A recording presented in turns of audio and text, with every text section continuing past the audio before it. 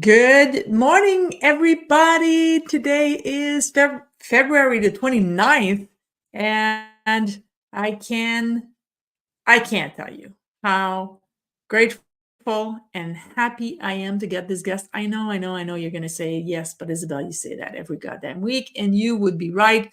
But I am particularly happy for this guest today because I just simply love her. That's it. It's as simple as that. She's very, very, even though she's at the other end of the world in Sydney, Australia, I feel very, very close to her and very, very connected to her.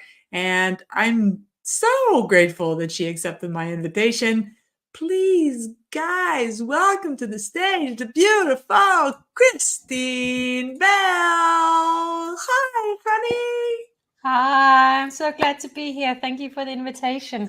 Oh well, been I've been meaning to get you on. And truth be told, everybody, since Kristine is at the other end of the world, I'm actually at the other end of the world in comparison to her. We're pre-taping this, or this has been pre-taped. So, but hey, it's okay. It doesn't do anything to the quality of the podcast. How you doing, hon? I'm good, thank you. And I'm super excited because you know what? I know we're just going to have a great conversation because we can just talk, talk, talk. So I think we're just on camera doing the same talk, yeah? Yes, it's the same conversation we'd be having if there was no recording. And isn't those the Exactly. best conversations? The- True, very, very true. And I'm a little bit envious, I have to tell you, because as you know, I am in the middle of my winter. And I see, your greens out there out your window, and I see your video that you post on LinkedIn, and you're all outside and under the sun, and I'm like, oh, it's cold in Canada, but it's okay. Yeah. Australia is generally a warmer country. So I will say this. I come from Denmark originally, and I grew up in the cold darkness, especially the darkness. And I'm sure you have it too in Canada. It Yeah. can really get you depressed sometimes, yeah, over the longevity of it. Not even the snow. I actually quite love snow, but it's just the darkness. So I must admit, I love living in Sydney. It's great weather most of the years, but right now it's summer and it's quite hot. It's hot, right? Yeah. Yeah, I understand what you're saying about darkness. Around the 21st of December, here the sun literally gets up at 7:30 a.m. and it goes back down at 4. Same as So, Copenhagen. exactly. So if you're working in an office in a little cubicle, you leave your house. Sorry, I got a phone call in the middle of my live. I got and now I'm distracted. I'm really sorry. Yeah, and if you have to like drive to the office, you're driving in the dark. You come back in the dark, so it's dark, dark, dark, dark, dark, dark. Yeah, anyway, so Yeah. I'm very happy. I'm very relieved because I work from home and I have taken the habits of actually going for a walk.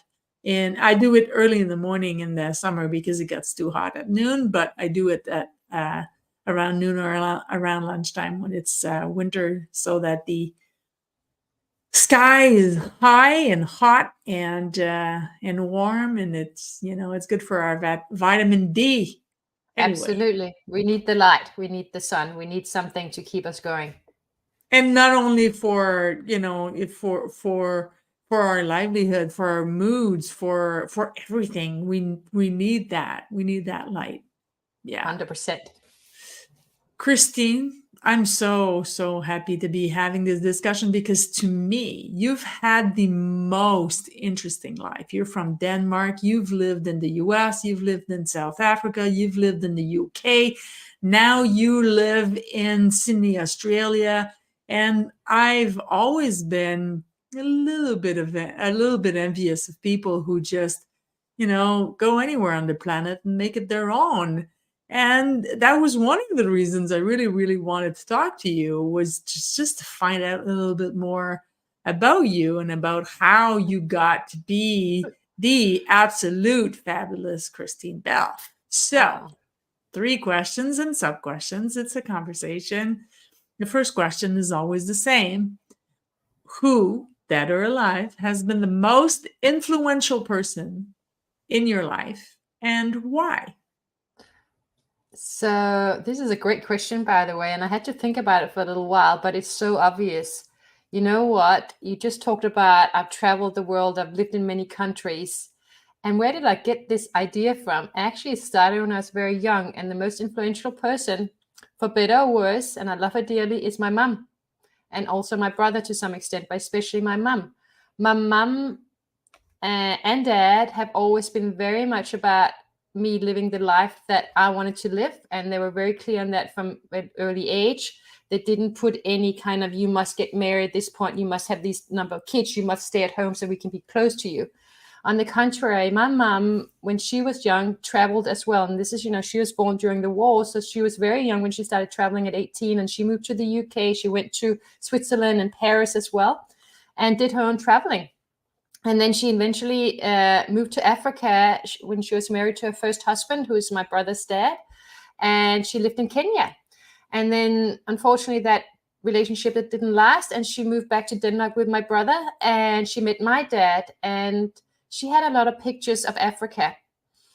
And I used to look at these pictures almost every day. I look at her pictures from Africa and the wild animals. And I thought, I got to go there. I got to travel. Now, my brother's dad when he was alive, was a pilot. And so he would always take my brothers on these big trips every summer. And I was jealous. I was really jealous. I thought, I want that too. So that actually influenced me from a very young age. And I had a globe. I don't know if you remember those small globes that we could have in the room with a little light in them. And I would sit and look at my globe every day, and I would imagine where I would be traveling to from a very young age. And that's what I thought. I gotta go traveling. And then I was reading in Denmark when I was a kid in the 70s, giving my age away. We had Donald Duck books. And in those Donald Duck books and magazines, there was always advertisement for Disney World. And I thought, I got to go there. That looked really good to me. Yeah, America, yeah. So I thought, this is what I need to do. I need to learn English, and I need to be great at English. I always felt that I would be speaking English one day, and sure I am. And I need to go there. So that was on my mind from a very young age. I used to sit and fantasize about it. I used to imagine it. I used to think about all the places I was going to live and what I was going to experience. So when I was 15 years old, I told my parents that I really needed to go to America for a year to go to high school. Oh, that would be wow. really good for me in terms of my education, because they were always open to things if it was for my education. Yeah. Mhm. So that was the way in. And I said, I really like to do that. I had no idea what I signed up for. I was 15. I thought this would be amazing. Yeah. Where did you move to in the US? Well, I went through one of those, what do you call them, language schools. So one of those, it wasn't Rotary, but a similar school of those kind of organizations that organizes you to go and stay with a host family in another country. And they take care of you like you're a child of the family. So I applied to go to America. I had the interview when I was 14. They said, you're a bit young, but you seem like you really want to do it. So we're going to let you go. So I traveled when I was 15, and I did pick up. They said, where do you want to go? And I didn't know. So I said, California, New York, and Florida. And I ended up in Wisconsin.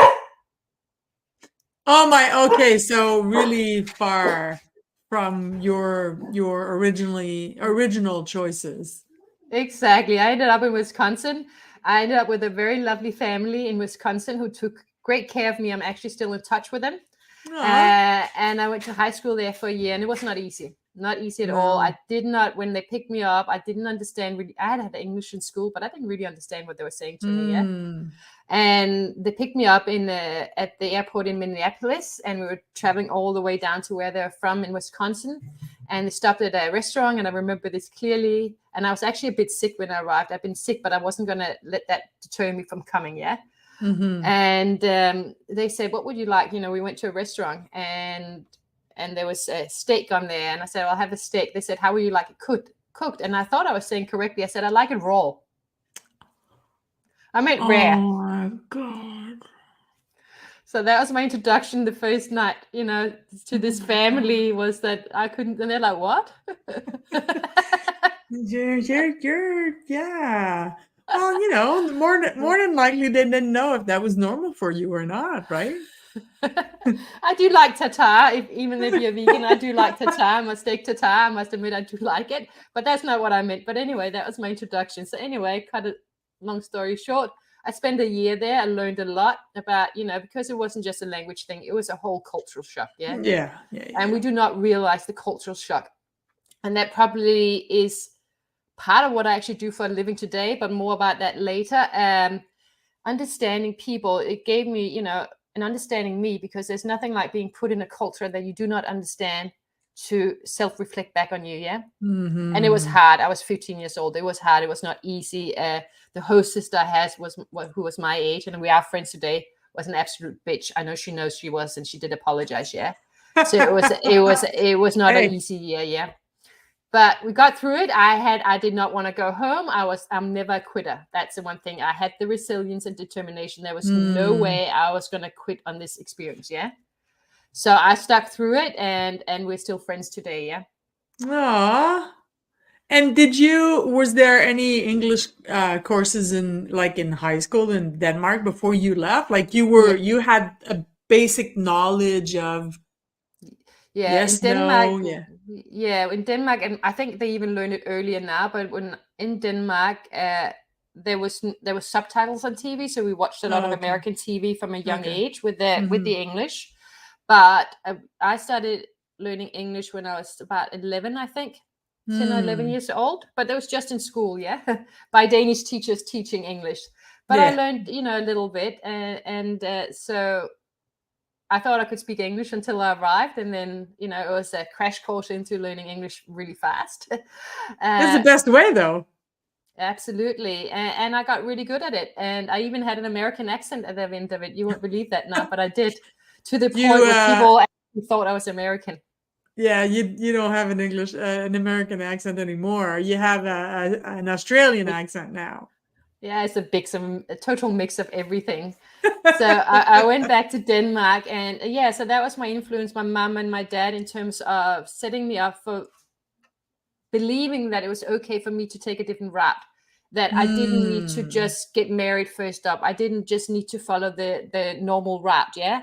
And they supported me in that. So I'd say my parents and my family have been very supportive in the way I grew up, in terms of believing as a woman, as a girl, that I could achieve anything, that I was allowed to do anything, that I should have an education. My mom didn't have much education. She wanted that for me. So they were very much in terms of, and they even said to me, this is advice. My dad even said this advice to me in the car one day. He said, and this is when I was in my early 20s, he said, don't get married until you're in your 30s. Give yourself a chance and just live life first. I love your dad. I love your dad. So I'm in my 50s now. It is just so many people from when we were young. I don't know how it is now, but from when we were young, the liberal parents that would say to the young daughters, just wait before you commit your life to somebody. Wait. It takes a long time to get to know who the hell we are. How can you promise? How can you make such an important promise to somebody else? And especially in your 20s, when you still have an extremely romantic way of looking at marriage and partnership, and that, they're going to save you. And because we believe this Cinderella story and I have that story too to tell, and it ended in betrayal. And thankfully, I walked away and I almost got married. But in the end, I actually took a leap, and I took a real leap, literally over the Zambezi. I did a bungee jump, and the person in question had actually just the night before asked me to marry him after he'd been unfaithful. And I said, I can't answer you right now. At the moment, it's a no. The next day, I did a bungee jump, and as I jumped, and I actually jumped back the first time, and they said, you got to come out again, and they almost had their hands in my back. And at that point, I said, if I can do this jump, to myself inside my head, I said, if I can do this jump, I can do anything. Don't settle for less. And that's what I told myself. And I jumped. That's beautiful. And consequently, the relationship broke up because it wasn't meant to be. But that's beautiful, because it's such it's such a great image as to what it takes to succeed in life. It takes courage. You have to jump, and you have to do it on your own terms, and you have to. And you know what? I find that, like, I was raised Catholic, right? And I have nothing against anybody, any religion. I have nothing against anybody believing what they believe in, as long as it's out of love and out of respect, and it is based on respecting other people. But I find, in my upbringing, I find that Catholics come with a different set of guilt, and I had to work hard to get rid of that guilt. I'm allowed to want what I want just because I want it. That's Yeah, it. that's And it. I love your story because it's it was like, it sounds like the bungee jump was just an actual thing that you did, but also the beginning of the metaphor that you were going to jump into your own life, into your own beliefs, into your own journey without him. That's what it sounds like. That's how it's resonating And I here. think you're right. At the time, it was just heartbreak, yeah, and knowing that I needed Yeah. to move on and let go of something because it was Yeah. romanticized and it wasn't working, of course, because I Yeah. wasn't ready to move forward with what had happened. But you're absolutely right. It was so much bigger. That jump was the start of something completely different. And it was hard to let go of something because I had in my mind, like you said, I had this romantic fantasy of what my life was going to look like with him. Yeah. And it was very adventurous. It was very exciting. And I had to let go of that dream right there and then. And it was so hard. Yeah. Yeah, I understand. It's difficult, but you ended up meeting somebody else and getting married to somebody else. Much Hey. later, much later on. That was a lot longer. This is I was 25 at this time, and I only met David, my husband, when I was 37. There you go. And you married an American. What are you trying to do? Save them one at a time? Exactly right. That's my Yeah. favorite joke. To everybody in the US that are listening to this show, this is called a joke, okay? That's all it is. Don't be And I offended. love the Americans, and I love my husband, and I would not trade him for anything. Wonderful. And you guys want to come back US bound, right? Yeah, we're looking at it at this point. Again, sometimes just back to the globe, when I was looking at the globe, you gotta start having the thought in your head first, or Yes. the dream has to start internally first. And Amen. it can say, I didn't, I had this dream of traveling from I was 4 years old. Of course, I wasn't going to be traveling at that point. Yeah. Mm-hmm. So it has to, you have to let it just sit, keep going with it. If it's really your dream, keep firing it up, keep thinking about it, keep imagining it. Yeah. Yeah, I totally agree with you. I totally agree with you. So my second question is, it's okay if it's work related, because I've said that on the show many times, but it's when we talk to entrepreneurs, of course, most of them took what they were passionate about and they made it to a business. And that's why and how they tolerate working long hours and sometimes months on end before getting paid or before getting any rewards. So, but let's try to find something you're passionate about that has nothing to do with your business for now. And if it does, it does. It's okay. But what's the thing that you're most passionate about, and how did you discover that passion? Animals. From a very Oh, young age, even my parents will tell you this. My parents worked when I was born, and within 3 months, I was in daycare. And I obviously don't remember. But they said the place where I was at daycare at first, they had a cat that was quite nasty. So they put the cat away in another room. And at 6 months old, I believe I was 5 or 6 months old. I literally, well, I don't know how old I was, but I must have been able to crawl at least. But anyway, I managed to get into the room with the cat, and they found me in there. And I had actually kicked the cat out of its bed, and I was sitting in its bed, and the cat was just staring at me, but it wasn't hurting me at all. And that's where it started with the animals. And I have always been passionate about animals. I was possibly a bit of a lonely kid. There wasn't any kids my age in my street. So for whatever reason, I always had this thing about animals. I was obsessed with animals from when I was born, and that's where I felt comfortable. So whenever I went to a daycare, I would be with the animal before with the other kids. That's where they would always find me, with the animals. Yeah, whether it's a dog or cat or whatever, I'd be there. And as soon as I saw the horse, I can't remember how young I was, 3 or 4. I don't remember the first time I saw a horse. I know I was away with the with the daycare, and I remember seeing horses, and I thought, that's it for me. Horses is it. And you have one now, don't you? I do have one now. I only How got old my is he? first. My horse is 9 years old now.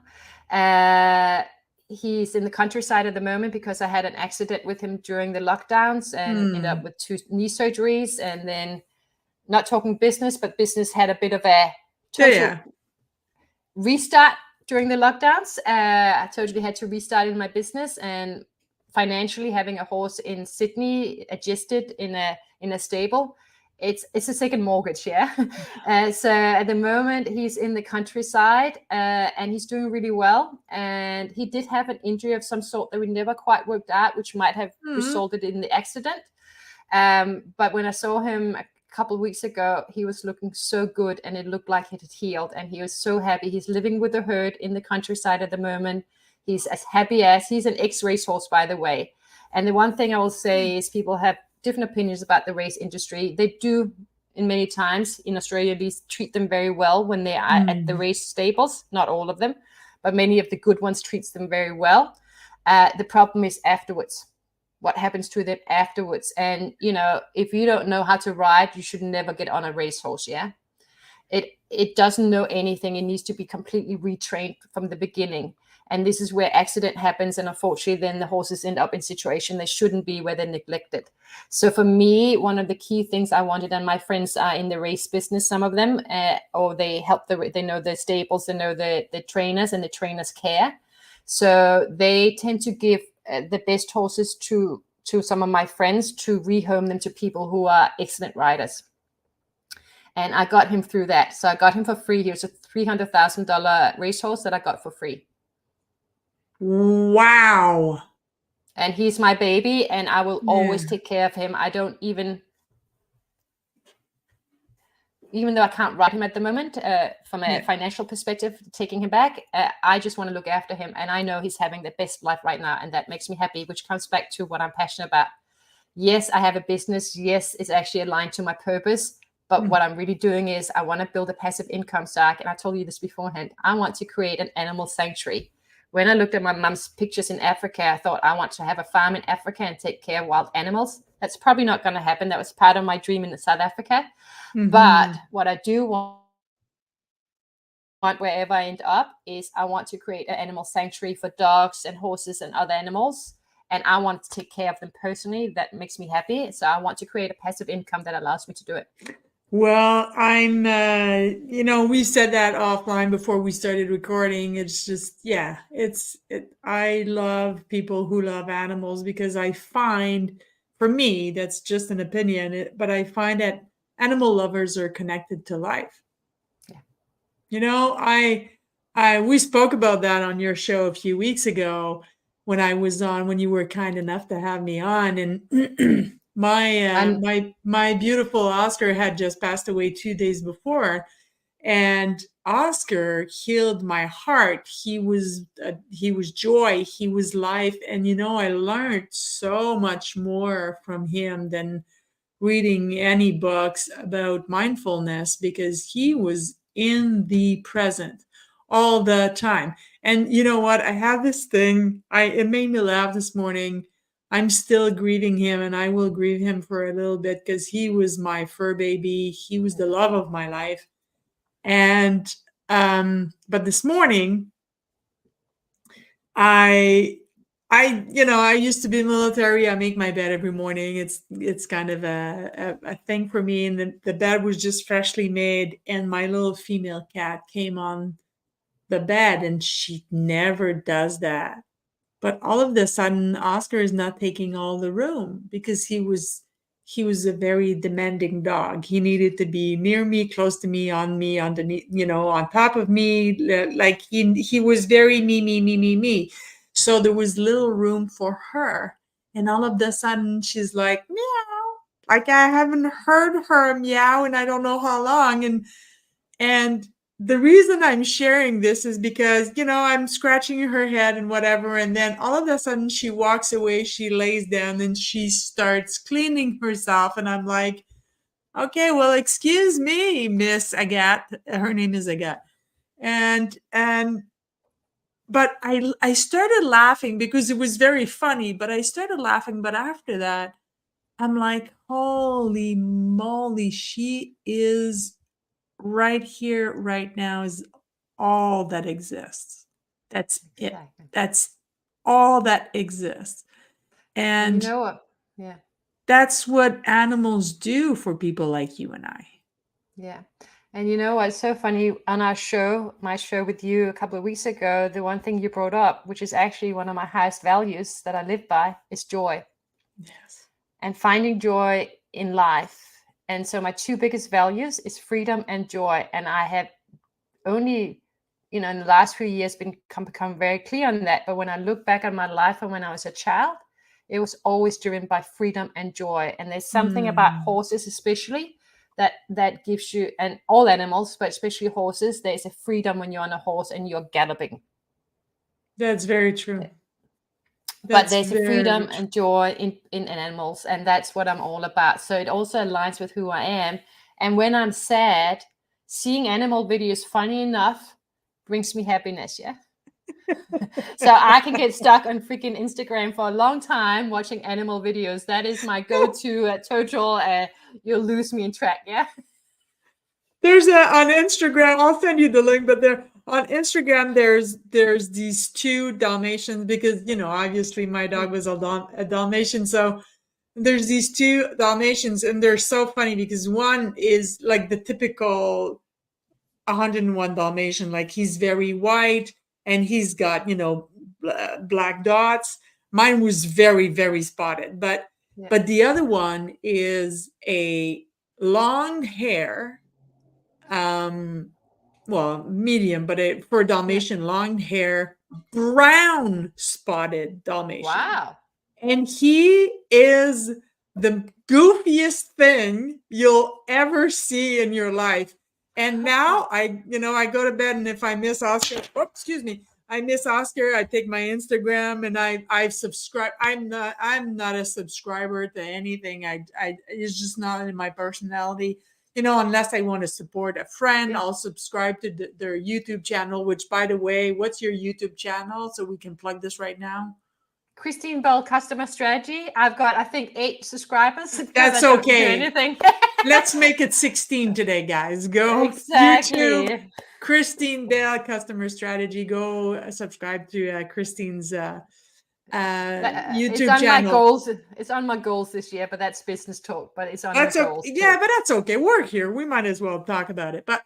But yeah, I subscribe to them because every time I miss my boy, I just look at this guy. He's so freaking goofy, but they're funny. They're funny. Exactly. Yeah, exactly. It's just pure joy. Yeah, there's no evil. There's no menaces. There's no agenda. There's nothing. It's just pure connection. Yeah, and that's what I'm all about in my business too. I love connecting with people on a human level. But that's what animals do. It reminds us of what's relevant or what's important in this life, and they are love. Yeah, they're love. They're pure love. When they're not, it's because they've been corrupted or mistreated. That's as simple as that. Yeah, and if you give them enough time, they'll go back to they come back to who they really are. Yeah, exactly. Which is why shelter dogs, you can bring them back to their most happy, and they will be forever grateful. Yeah, I totally agree with you. I'm 100%. And I've owned a horse. We were talking about that before, and I've owned a horse, and it was the same thing. It was just there's no bullshit with a horse. Exactly. It's honesty is true, and I'm a very honest, and I've always been a very honest person for better or worse. Some people say too honest sometimes, but this is who I am, and that's why there's connection with animals. It's it's a clean, it's a Yeah. energetically a beautiful thing. Yeah. Yeah, I totally understand. My last question is, have you found your life's purpose? And if so, how? Well, it's actually quite interesting with that question because I've always been well, when I was a kid, I wanted to be an architect actually, but my parents said, "Hey, you're not going to make any money as an architect." Yeah, that's and you in Denmark, you need the grade point average to get into architect school is so high because you just don't need enough architects. Yeah, but my parents always drew houses, and I love drawing, by the way, and that's what they did for a living, and they built that house that they still live in after that I was born in. No, I lived in that house that they're still in from I was half a year old. So when I go back to Denmark, I'm actually in my childhood home still. Yeah. Wow, okay. I'm still in my childhood room as well with my bed, not childhood bed, but a bed I had when I was a teenager. Yeah. So it's literally going back to childhood, and it's kind of nice in that way in terms of safety. When because I've traveled so many countries, lived so many places, there is a level of safety in coming home when I go to Copenhagen. Yeah, in a real way, and I still have childhood friends as well as someone who I've known since I was 5 years old. Yeah. So I still have that security and that stability, regardless of having moved around the world in different countries. But my purpose, coming back to that, I ended up from a very young age wanting to go into advertising. I was excited by that for whatever reason. My aunt worked in an Wow. advertising agency, and then we had school placement, for 2 weeks where you go to when I was 14 or 13, whatever, where you go to a company, and I got to go to that advertising agency. And they said to me, "Hey, you can't work on the projects that we obviously are working on, but we're going to give you your own project. We're going to give you a brief, and you're going to." And they told me, "You got your manufacturer of tennis balls. You got to create the packaging. You got to Okay. create the advertisement for it, everything." Yeah. And they helped me along the way. And all this is back in the old days when they did all the sort of that type of work as well. Yeah. In the advertising industry. And I literally created what do you call it? A triangle packaging. And I used for the logos instead of 5, the Olympic symbols. Yeah. I Yeah. used 3 rather than 5. Yeah. And anyway, in the end, I had to present the whole my case to the managing director and the whole team, and they were actually really impressed. And I really enjoyed it. And I thought, there's something really creative about me. And then this thing about how can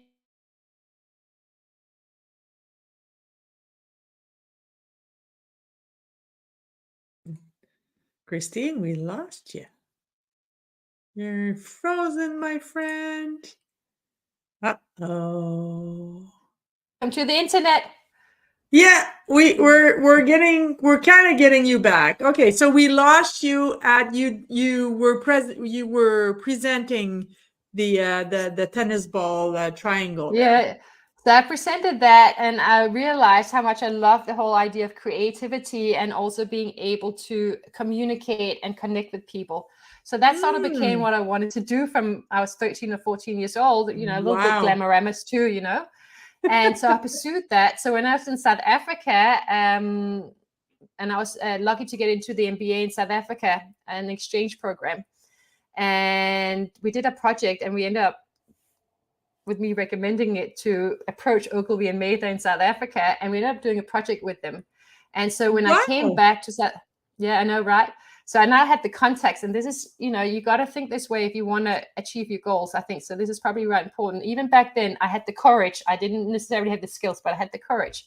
When I was writing did a master degree in Copenhagen, and for my thesis, I actually chose it to be about South Africa, and this was in '96, just after apartheid had ended. And Mm, so it was and I did it in South Africa, in Johannesburg, and Ogilvy and Mather, because I had the contacts, I called them up. I called up the creative director and I said, "Hey, do you remember me?" He goes, "Yes." I said, "This is what I'm doing. I'm writing a thesis around what's happening in terms of the changes culturally in South Africa and what it means for how we advertise to people because of the cultural changes." I said, mm-hmm. "Can you help me?" He said, "Yes, I'm in Johannesburg tonight. Come and meet me at the agency." Aw.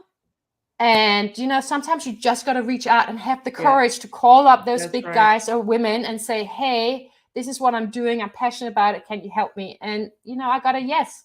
At the time, there was issues with that boyfriend that I talked about in the beginning, and he kind of left me hanging in Johannesburg of all places on my own, yeah, because he was No. doing his thing.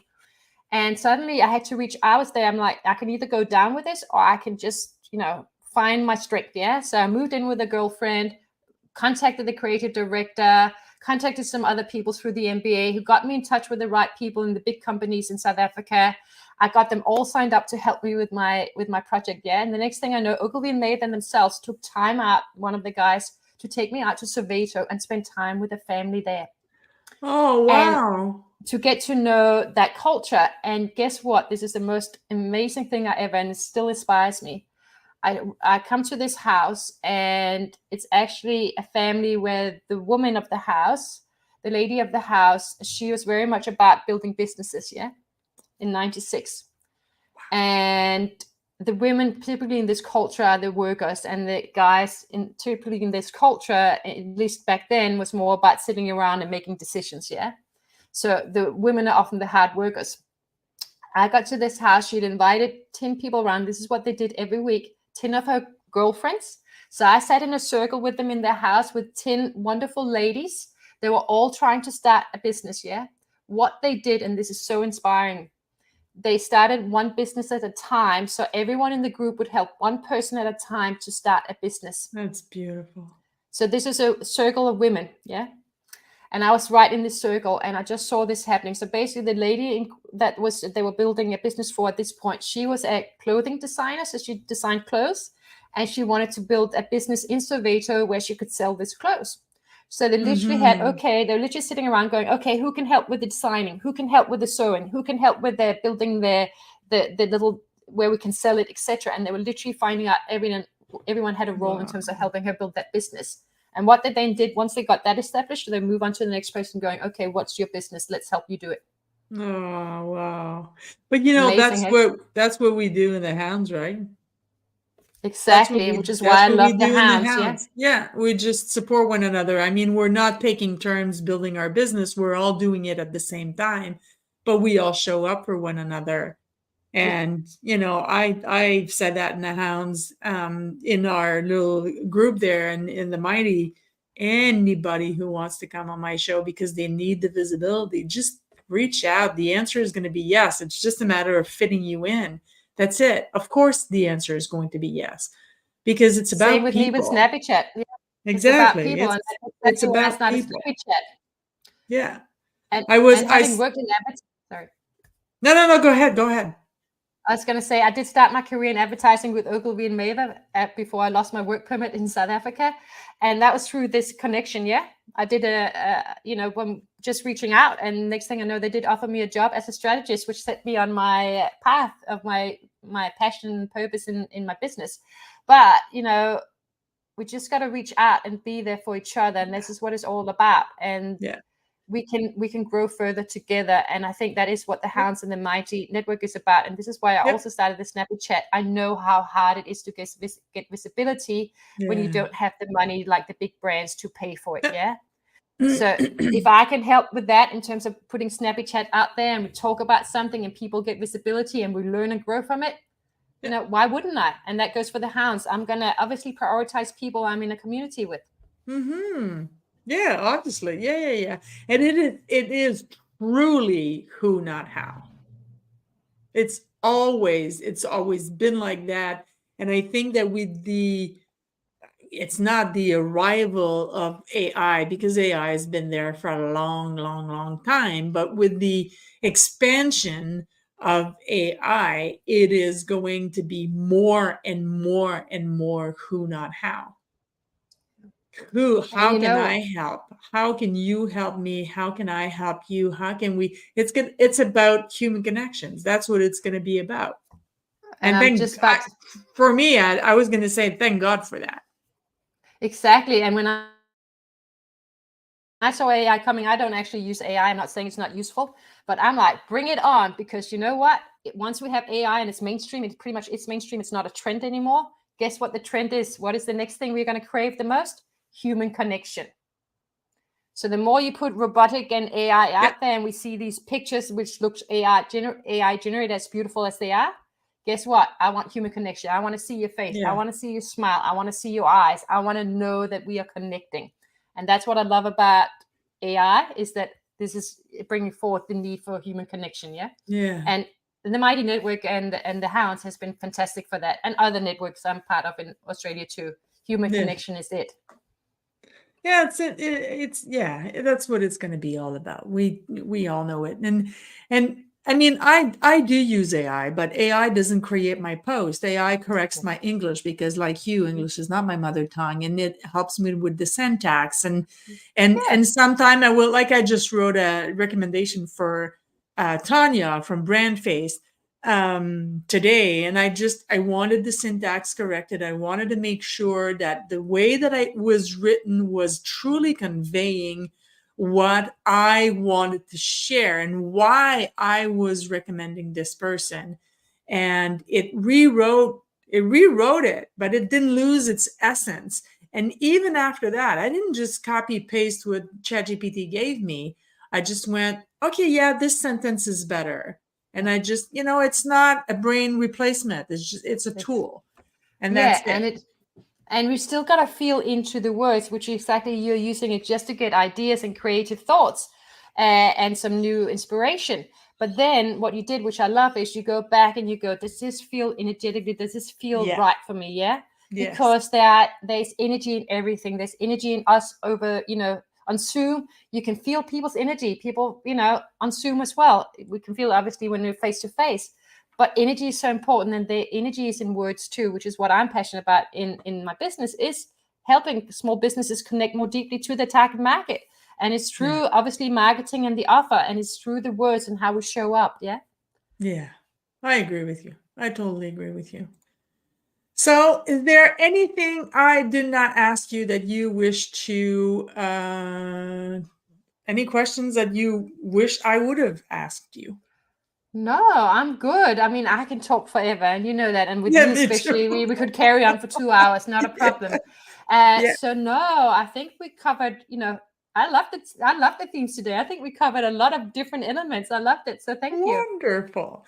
So at the end of every interview, I give the opportunity to my guests to ask me anything they want. There's no obligation, but is there anything you want to know about me that you don't already Yeah. know? So I'd love to know, I know you were in the military for a long time. Yeah, a What are decade. some of the key things? And I have worked with a company with the military guys set up, and I learned so much from them in terms of their values, in terms of how they cooperate or collaborate with each other. What is the one Mhm. thing that you'd say that we can all learn from the military in terms of, the dynamic, or what you learned from that experience? Because there's something in it, I know for sure, that we can all learn from in our business and life. How to work with somebody you don't like. That's the most important thing. Because in the military, you literally trust someone you don't like with your life. And that's not easy because No. we're drawn to like-minded individuals. Of Yeah. course, we're humans. We want to be right. Our ego needs it. And that's why we're drawn to people who think like us. Yeah. And that's Yeah. great. It is great because it's important to have a tribe, and most of the time your tribe are people that think like you and will support you and all that good stuff. Yeah. Yeah. However, when you're in the military, you have to trust people you don't necessarily would ever even speak to. And that makes you develop skills to get along with people Yeah. you don't like. And Yeah. you know what? I want my tribe, and I found my tribe with the hounds, with you, with Mike, with Sierra, with Jackie, with Tanya, and Tanya. a Yeah. whole bunch of people I'm not naming right now because there are too many. So I found my tribe, and that's very important because we do, as human, we do need a sense of belonging. However, Yeah. I am forced to admit that the people that have made me or forced me, I don't like the word force or made, but the circumstances that created the Yeah. circumstances in which I actually grew as an individual the most are people I didn't like, are people who didn't think like me, who don't think like me, and people I have absolutely nothing in common with. Because then they bring a different perspective. Yeah. And then you have to look at their perspective and say, well, it's working for them. So perhaps I have something to learn. And that comes from the military. And actually, my best friend in the world, her name is Josie. And because I am French Canadian, I have been friends with her since boot camp in 1989. So that's recruit Wow. school in 1989.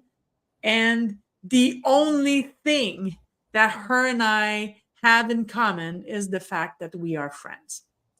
That's it. Wow. She's married. I'm not. She has kids. I don't.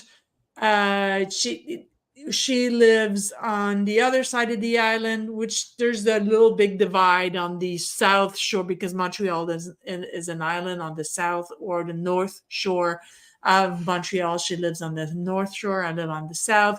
We truly, she's an employee. She will never be an entrepreneur. I will never be an employee again. She doesn't understand what I do. I don't understand why she loves what she does. We have nothing in common, nothing, except that we're humans and that we truly, truly, truly love one another. And the reason we are still friends now is exactly that. Because whenever I'm going through something, she will always bring a different perspective. Always. And there's a trust, yeah. There is a trust that people love us Yeah. and they have our back no matter Yeah. what. And I No have that matter what.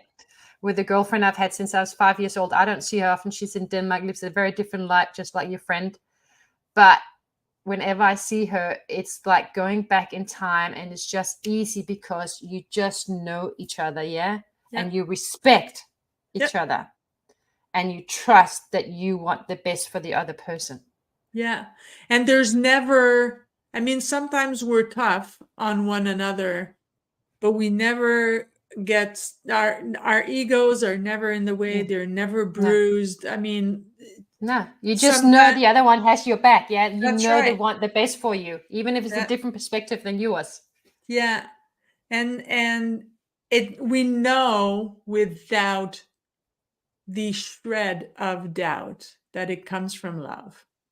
Yeah. And so, And you know, sometimes I can be very abrasive, and sometimes I'll say something and she'll, you know, I'll call her back 2 days later. I said, yeah, Joe, I think I was a little bit rough. She says, nah, you're always entertaining, because she knows my heart. She knows my heart. She knows that regardless if my choice of word is perfect and perfectly aligned with how I feel and what I want to convey, because we're human and that doesn't always happen. She knows, she takes for granted that the intention was good. you know what this So, reminds me of? who? And this is a big teaching for all of us. What you're just saying here is we have more in common as human beings than sets us apart. Yes. So this whole agenda with division is just a smokescreen for what's really true, which is love. And there Exactly. is unity. And most people in this world are good people with a good heart. They may be very different to us, but most people are good people, and we have so much more in common. And this is what you're just talking about, is love and unity. Doesn't matter how much you see the world in different ways or live it differently. There's unity, love, and trust. And that is what we need to cultivate more of in this world. I've been on a personal development journey for the last 8 years. I didn't just come up with this. Yeah, it took me a long time, and a spiritual Hey, journey that's too. okay. Yeah, It's okay. people from the Yeah. back in the old days were going, "What is she talking about? That's not her." Yeah, so let's remember there's learning and growing for all of us if we want to do it. Yeah, and I have been on 8 years of learning and growing within myself. Just back to what you're saying, when we learn to work with people we don't like, they're usually teaching us something within ourselves that can help us become stronger and more aligned with ourselves. Yeah. And that is what personal development and what you are amazing at doing and helping others with, and a Thank great you. speaker about as well, is this thing of the mindset and really truly knowing yourself. Yeah. Yeah, it's not always easy, but No. you have to give yourself grace, but you also have to give others grace. Yeah. You That's know, a big and learning. know that, there might be, everybody's broken, everybody's going through some shit. Everybody, every single human. There are 8 billions of us on this planet. We're all going through something, or we've all gone through something. So but I don't know. It seems to be, we seem to be living in a cancel culture where, if you said a bad joke 15 years ago, it's taken completely out of context and out of what was quote Intention. unquote acceptable at the time. You're being, your toys are being taken away. And I think that's unfair, but that's ego. That's all it is. That's all it is. When we Yeah, come it's back to love, control. Yeah. If we come back to the essence, that's it. Honey, exactly. how do Thank we you. get a hold of you? How can you help people? Well, I know how, but I want you to say it. How can you help people? How can we get a hold of you? So And we'll finish on that. sure. Thank you so much for having me too. So I appreciate it. I love our chat, and You're we could welcome. carry on forever, but let's stop here. I'm Kristine Bell. You can find me on LinkedIn. You'll see it on the banner there. So just reach out to me on LinkedIn, personal message me. Love to chat, love to connect, get to know you. What I do in my business, which I am actually very passionate about, is it's all about, if you're struggling with your messaging, you don't understand what your competitive edge is, you're unsure about, confused about how to best bring to life your brand and be authentic in your brand. You don't know how to connect with your target market and do market research. This is what I'm all about. It's really helping you align your offer and your marketing with your target market at a much deeper level, where we connect with people emotionally, because this is how we connect with people, even in this fast-paced world with so much technology. It's still through the heart. So this is what I'm all about. And if you want help with that, or talk to me about any of those things, feel free to reach out and we'll have a chat. Or just follow me on LinkedIn. I do a lot of videos. And go subscribe to her YouTube. Yeah, I only got Kristine Bell, Customer customers. Strategist YouTube. Yeah, I got 8 subscribers. Let's make it 20. Yeah. Yes, why not? Hey, while you're at it, go check out People, Passion, and Purpose and subscribe to mine. I'm Isabel Fortin. It's been a pleasure. Next week is actually your dear, dear friend, Sierra. That's going to be on my show. So thanks, guys. Thanks for coming, my beautiful friend, Kristine. And I'll see you Thank guys you. next week. Bye, Thank you so much. guys. You're welcome.